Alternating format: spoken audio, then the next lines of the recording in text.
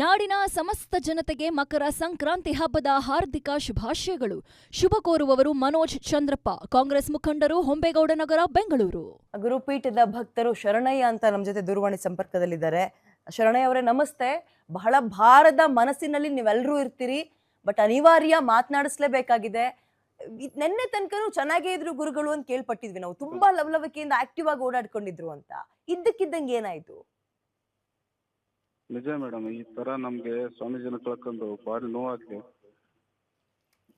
ಕಳೆದ 3 ದಿನಗಳ ಕಾಲ ನಿರಂತರ ಅವರ ಓಡಾಟ, ಇದನ್ನ ವಿಶೇಷ ಕಾರ್ಯಕ್ರಮ ಕೂಡದಲ್ಲಿ ಸಕ್ರಿಯವಾಗಿ ಪಾಲ್ಗೊಂಡಿದ್ರು ಮೇಡಮ್.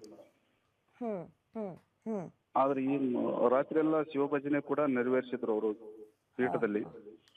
ರಾತ್ರಿ ಮಧ್ಯರಾತ್ರಿಯಲ್ಲಿ BP ಲೋ ಆಗಿದೆ ಅಂತ ಹೇಳಿ ಸ್ವಲ್ಪ ಅಸ್ತವ್ಯಸ್ತ ಆದಂತೂ ಕಂಡು ಬಂತು ಮೇಡಮ್.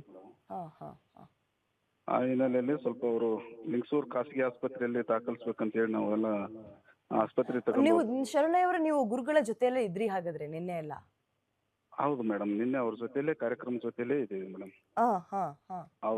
ಅವ್ರ ಜೊತೆಲೆ 3 ದಿನಗಳ ಕಾಲ ನಿರಂತರ ಅವ್ರ ಸ್ವಾಮೀಜಿಗಳ ಜೊತೆನೆ ನಾವು ಮಠದ ಶಿವ ಭಕ್ತರಾಗಿ ಸೇವೆ ಸಲ್ತಾ ಇದೀವಿ. ತುಂಬಾ ಒತ್ತಡದಲ್ಲಿ ಏನಾದ್ರು ಇದ್ದಂಗೆ ಕಾಣಿಸ್ತಾ ಇತ್ತ ಗುರುಗಳು? ಅದು ಹಾಗೆ ಇದ್ದಿಲ್ಲ ಮೇಡಮ್. ಅವರು ಸಹಜವಾಗಿ ಅವರು ಮುಂಚೆಯಿಂದ ಆರೋಗ್ಯದಲ್ಲಿ ಸ್ವಲ್ಪ ವ್ಯತ್ಯಾಸ ಇತ್ತು.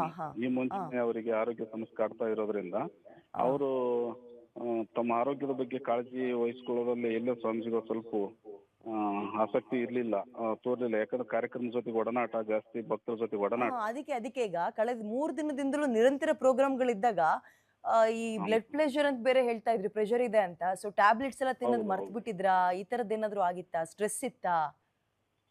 ಇಲ್ಲ, ಅವರು ನಿರಂತರ ಅವ್ರಿಗೆ ಮಾತ್ರೆಗಳೆಲ್ಲ ಇದ್ವು ಮೇಡಮ್, ಚಿಕಿತ್ಸೆ ಕೂಡ ಇತ್ತು.